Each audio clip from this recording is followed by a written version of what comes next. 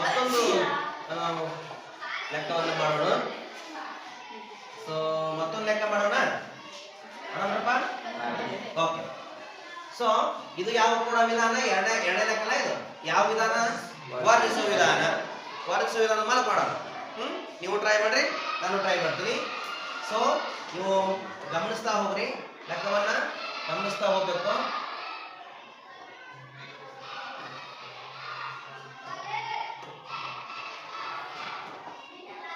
Okay, ಏನದ?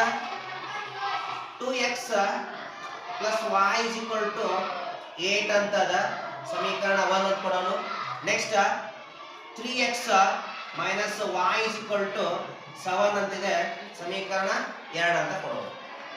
ಈಗ ನಾವಿಲ್ಲಿ ತನಕ ಸಹಗುಣಗಳು y ಸೇಮ್ ಅದಾವ ಇಲ್ಲಿ ನೋಡ್ರಿ.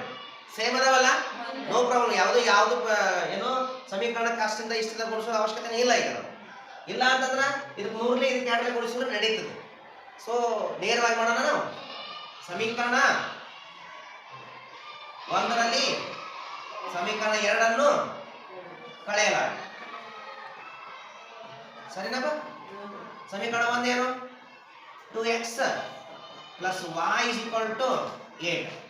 ಸಮೀಕರಣ 2 ಏನು? 3x minus y is equal to 7. ಹೌದಾ? ಸೊ ನಾವೀಗ ಏನು ಮಾಡಬೇಕು? ಮೈನಸ್ ಮಾಡಬೇಕು. ಮೈನಸ್ ಮಾಡೋಣಪ್ಪ. ಮೈನಸ್ ಮಾಡೋಣ. ನೋಡಿ, ಪ್ಲಸ್ ಮೈನಸ್ ಇದೆ, ಚಿಹ್ನೆಗಳನ್ನ ಚೇಂಜ್ ಮಾಡೋ ಅವಶ್ಯಕತೆ ಇಲ್ಲ. ಡೈರೆಕ್ಟ್ ಆಗಿ ಈಗ y ಹೋಯ್ತು y ಹೋಯ್ತು. ಸೊ ಉಳಿತೇನು ಎರಡು ಕೂಡಿಸ್ಬೇಕಲ್ಲ, ಪ್ಲಸ್ ಪ್ಲಸ್ ಇದೆ. ಎಷ್ಟಾಯ್ತಿದು? ಹೇಳಿ ಎಷ್ಟಾಯ್ತು? 5x. 8 7 ಎಷ್ಟಾಯ್ತು? 15. ಹಂಗಾರ x is equal to ಎಷ್ಟಾಗತ್ತ? 15. ಈ ಕಡೆ ಹೋದ್ರ ಬಾಗ್ಲೇ ಆಗತ್ತ. 5 1 5 3 ಹಂಗಾರೆ x is equal to ಎಷ್ಟು ಬಂತು? 3. ಈ x is equal to 3 ಅಂತ ಬೆಲೆ ನೋಡ್ಲಿಕ್ಕೆ ಗಮನಿಸ್ರಿ. x is equal to ಎಷ್ಟು ಬಂತು? 3 ಬಂತು. ಸರಿನಾ? ಈ ಬೆಲೆಯನ್ನ ನಾವೇನ್ ಮಾಡೋಣ ಈಗ? ನೋಡಿ, x is equal to 3. ಈ ಬೆಲೆಯನ್ನು ಏನ್ ಮಾಡುವ? ಸಮೀಕರಣ ಎಷ್ಟರಲ್ಲಿ?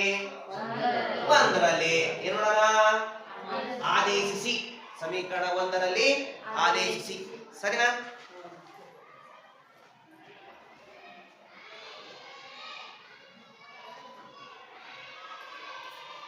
ಸಮೀಕರಣ 1ರಲ್ಲಿ ಆದೇಶಿಸಿ ಅಂತ ಹೇಳ್ತಾನ.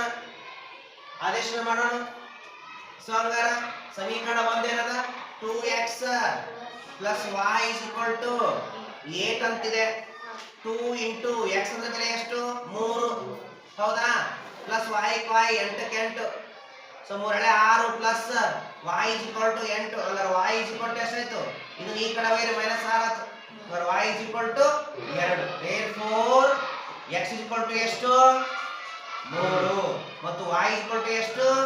2. ಇವು ಬೇಕಾದ ಪರಿಹಾರ. ಗೊತ್ತಾಯ್ತಾ?